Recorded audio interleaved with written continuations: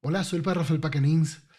Estamos por comenzar en la Iglesia Católica el cónclave, un evento muy importante, un evento, sobre todo un evento espiritual muy importante para la Iglesia, en donde pues se va a elegir el siguiente papa. Esperamos que el siguiente papa sea un hombre de Dios, un hombre santo, porque solamente los santos son capaces de escuchar la voluntad de Dios, cumplirla en sus vidas y guiarnos a los demás para, eh, para llegar a esa voluntad de Dios, que es el fin de nuestra vida, ¿no?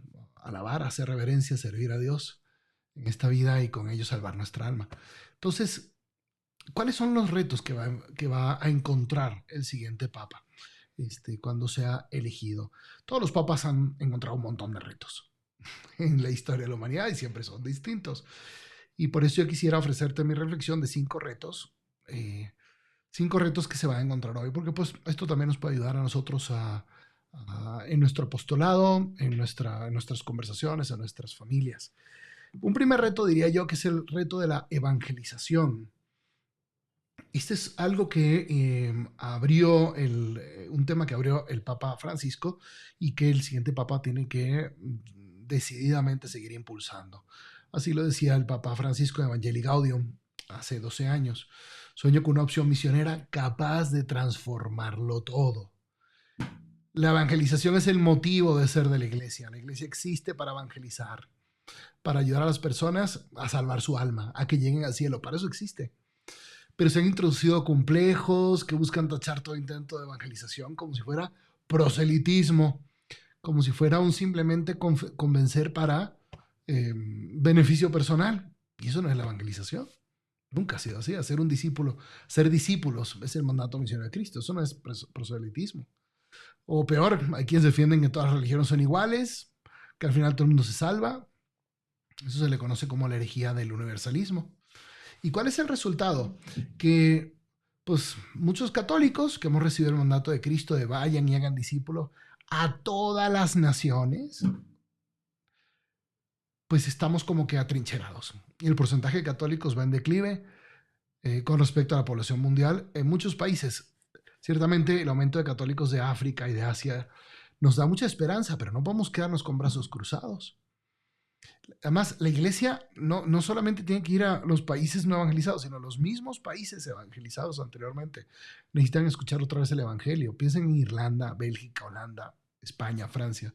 Países que tradicionalmente enviaron tantos misioneros, vocaciones, sacerdotes religiosas.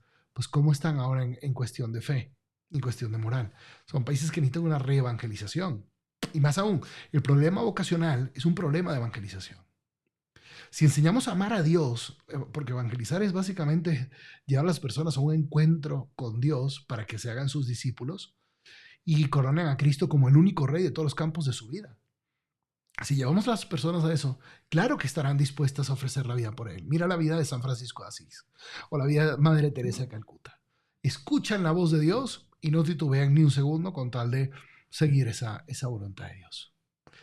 Claro, evangelización esta evangelización depende de que se resuelva un segundo reto, diría yo, que es la unidad doctrinal interna de la iglesia. No podemos ser ciegos o ilusos. Vemos que reina un caos doctrinal y moral en la iglesia en estos momentos. Temas como la salvación de las almas, la existencia del infierno, la comunión de divorciados vueltos a casar, la bendición de parejas homosexuales, la comunión de políticos a favor del aborto, celibato sacerdotal sí o no, sacerdocio femenino, la necesidad misma de sacerdocio ministerial. Son temas divididos, o sea, que tienen divididos desde cardenales hasta el monaguillo más joven. Hay un cisma silencioso de hecho, no declarado, obviamente, claro que no, pero de hecho y en muchos puntos de teología dogmática y de moral.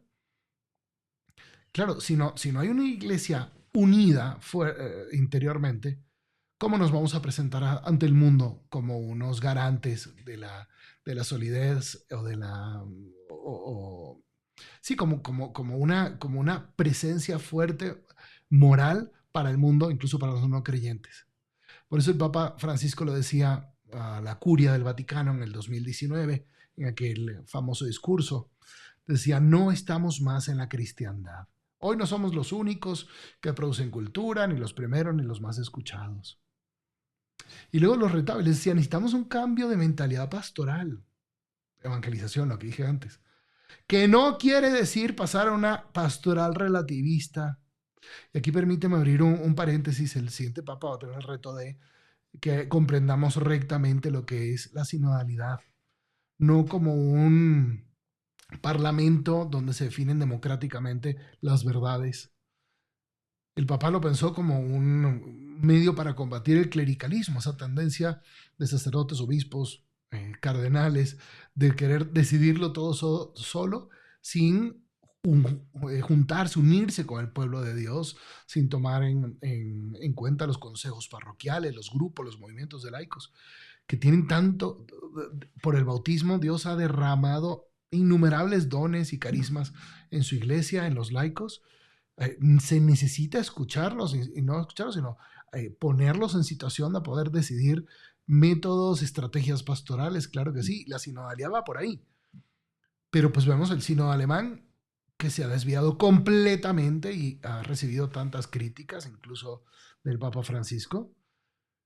Entonces quieren ser lugares donde se define democráticamente temas que no les competen, como dijimos, doctrina, moral, liturgia. En fin, sabemos que esta irrelevancia de la iglesia se incrementa por el descrédito sufrido por los abusos sexuales. El Papa Benedicto XVI abrió este tema con mucha valentía, actuó firmemente. El Papa Francisco endureció las leyes del derecho canónico. Se han dado pasos muy contundentes de castigo para eclesiástico y civil, de cárcel, para los clérigos que abusan y también para los obispos o superiores que los encubren. Se han dado muchos pasos. Pero bueno, sabemos que hay casos, como el caso McCarrick, el caso de Rupnik, que su resolución o sus retrasos pues han ido minando la credibilidad. Por eso tenemos que buscar una mayor unidad doctrinal. Existimos para enseñar a las personas el camino al cielo. Si unos dicen que hagas lo que hagas vas al cielo, que no te preocupes por vivir de tal o cual manera, tú vas al cielo, pues entonces eso nos hace perder credibilidad. Y yo me pregunto, si es así, si hagas lo que hagas te salvas, si no hay infierno, ¿para qué vino Cristo a la tierra? ¿Para qué se tomó la molestia de morir en una cruz? Por eso, más que ver una diferencia entre conservador y progresista, no. La diferencia está en vivir la recta doctrina de Jesucristo, como la conocemos por la Sagrada Escritura, la tradición y el magisterio perenne, ser fiel a la doctrina de Cristo o ser un hereje. Es que realmente no hay más. Y si no hay claridad doctrinal interna de la Iglesia, ¿cómo buscar unidad con el resto de las denominaciones cristianas? Vemos el efecto negativo de fiducia supplicans. Dentro de la Iglesia Católica, cantidad de obispos, de conferencias episcopales completas como la de África, que sufrieron tanto. Eso fue una gran crisis que no se puede minusvalorar. Pero incluso fue una crisis con otras iglesias cristianas. Por ejemplo, cómo la Iglesia Ortodoxa Copta rompió en ese momento relaciones con el Vaticano. El mismo cardenal Víctor Manuel Fernández tuvo que viajar al Cairo para reunirse con el líder de la Iglesia Copta Ortodoxa. Si no buscamos la unidad doctrinal interna, ¿qué creemos que somos? No podemos ser factores de unidad hacia afuera, ante los demás cristianos o ante el mundo. Y esa es la función de Pedro. En Mateo 16 está clarísimo. Cristo le dice, una vez confirmada tu fe, confirma a tus hermanos. La misión de Pedro no es sembrar confusión, dudas, abrir debates, es confirmar en la fe. En la Constitución Dogmática Pastor Eternus del Concilio Vaticano I, cuando se define la infalibilidad del Papa, su autoridad suprema, en esta Constitución Dogmática de 1870, en el párrafo primero, menciona varias veces este tema. Dice, voy a leerlo, para que el episcopado mismo fuese uno e indiviso, y toda la multitud de los creyentes fuera conservada en la unidad de fe y comunión, por medio de sacerdotes estrechamente unidos, colocando al bienaventurado Pedro antes de los demás apóstoles, quiso que en él se fundase el principio inmutable y el fundamento visible de la doble unidad de fe y costumbres, la que mencionó antes. 4 veces insiste en que Pedro tiene la misión de garantizar la unidad entre los obispos, entre los sacerdotes y entre todos los laicos. Bueno, estamos viviendo los 1700 años del Concilio de Nicea. Vamos a pedirle a Dios que nos ayude, así como en ese momento se fraguó el credo y después se terminó de consolidar en el Concilio de Constantinopla, que también nos ayude ahora con un papa que nos impulse esta unidad doctrinal. Aquí paso a un tercer reto. Estos son retos que veo yo. Tú comenta abajo si crees que hay otros retos, pues los puedes poner. Está el reto de la reforma de los seminarios. El mismo Papa Francisco en una entrevista reciente dijo que esa era como que una tarea pendiente, que no le había dado el tiempo de la renovación o la reforma de los seminarios en general, tanto diocesanos como de congregaciones religiosas.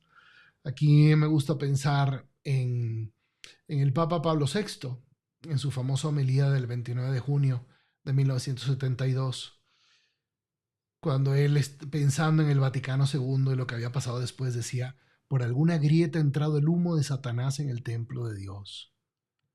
Y sigue diciendo, se creía que después del Concilio Vaticano II llegaría un día soleado en la historia de la iglesia, por eso se abrieron las ventanas. Pero en cambio llegó un día de nubes, de tormenta, de oscuridad, de búsqueda, de incertidumbre. Qué palabras tan duras, ¿no? Y el Papa no era ingenuo. Esa misma homilía, él reconoce la intervención directa de Satanás, que vino a turbar y a sofocar los frutos del concilio. Entonces, vemos cómo el modernismo, tan denunciado por papas anteriores, por Pío X, por Pío XII, el modernismo no se extirpó de la iglesia, penetró. Y en cualquier punto doctrinal lo vemos, en cualquier punto doctrinal, tú buscas en internet y encuentras a más de un obispo, cardenal, sacerdote que defiende una opinión contraria. Esto defiende tremendamente la credibilidad. Hay otro reto igual importante, que es el tema de la familia y de la vida. En el mundo, no solamente en la Iglesia Católica, pero en el mundo hay cada vez menos jóvenes que eligen casarse por la iglesia, prefieren una convivencia sin compromiso, cada vez se eleva el número de divorcios, cada vez hay más parejas con un solo hijo o más bien con un perro, ¿no? El perrijo. La mentalidad de anticoncepción cerrada a la vida es muy difundida también en nuestras parroquias, en nuestros movimientos y grupos. Pues estamos viendo los efectos fulminantes de esto. Los vemos en países que ya están por debajo de la tasa de renovación de la sociedad en cuanto al número de hijos, que es 2.1 por matrimonio. Estamos muy por debajo, con toda la crisis económica que eso está trayendo también a los países. Mucho más evidente en los países de Europa, pero ya México, por ejemplo, está por debajo de esa tasa de la regeneración poblacional. Esto es un tema que se tiene que abrir y que se tiene que hablar. Y un quinto punto que les ofrezco es, que he estado pensando en estos días, es la participación de los laicos en la vida pública. La misión del laico es la transformación de las realidades temporales en el mundo. Y muchas veces vemos que una fe fría, que una falta de evangelización de los mismos laicos, que una confusión doctrinal de la iglesia, como que han hecho que los laicos se retiren, dejando esos espacios que otros han llenado. Vemos por eso el regreso del comunismo, especialmente en América, norte, centro y sur, toda América. Por otro lado, también el auge de un capitalismo desenfrenado que genera más pobreza. Y muchos de estos empresarios, inversionistas, son católicos bautizados. Entonces uno se pregunta, bueno, ¿qué está pasando? Todo esto es signo claro de la falta de bautizados congruentes con su fe. y valientes que quieren asumir puestos de gobierno, de responsabilidad en el mundo, en la sociedad. Por ejemplo, el imperio de la droga, del narco, del crimen organizado. Se necesitan laicos comprometidos en la vida pública porque sus sacramentos de bautismo, confirmación y matrimonio los habilitan, los capacitan para estar ahí adentro e instaurar el reino de Cristo ahí. Esto es Vaticano II puro, ¿eh? Esto es Apostólica Macto Citatem, léala. Necesitamos laicos comprometidos en la vida pública y con grandes anhelos de ser santos, como el rey Balduino de Bélgica, Alcide Gasperi en Italia, Robert Schuman en Francia. Hace falta una propuesta firme de valores evangélicos en la sociedad. Y esto es diferente a querer convertir a todo el mundo. Claro que queremos que todo el mundo se convierta y conozca a Cristo y encuentre la plenitud de la fe en la Iglesia Católica. Obviamente que sí, porque nos interesa la salvación de las almas. Pero esto es simplemente la propuesta valiente del ideal del evangelio, de los valores evangélicos, al mundo entero. Un evangelio que te invita a perdonar al enemigo, a dar de comer al hambriento, de beber el sediento, de cuidar a los niños, de vivir con sinceridad en contra de la mentira, de vivir en pureza de corazón. Esos son los valores evangélicos que el laico está llamado a difundir en el mundo. O sea, necesitamos a laicos inspirados por la valentía de los cristeros que dieron su vida por Cristo ante la persecución masónica de la masonería en México. Estamos por celebrar los 100 años. Y obviamente que hombres y mujeres así van a ayudar a contribuir por el establecimiento de la paz, por la abolición de la esclavitud en el mundo, por la disminución de la pobreza, por una recta comprensión de la migración, que es un tema súper debatido. Bueno, me estoy yendo ya a temas más bien externos de la iglesia, pero ¿quiénes son los llamados a resolver eso? No el obispo, el cardenal. Eres tú laico, eres tú bautizado, que estás llamado a eso. Bien, estos son 5 retos. ¿Tú tienes más? Seguramente escríbelos abajo. Ojalá que estemos rezando en estos días por un papa que sea capaz de afrontar estas situaciones, pero sobre todo por un papa santo, lo repito. Un papa santo va a escuchar a Dios y va a actuar como lo que es, no dueño de la iglesia, sino vicario del dueño, vicario de Cristo, fiel al depósito de la fe, de la doctrina. Dios los bendiga, soy el Padre Rafael y ayúdenme a compartir este video para seguir haciendo mucho bien. Dios los bendiga.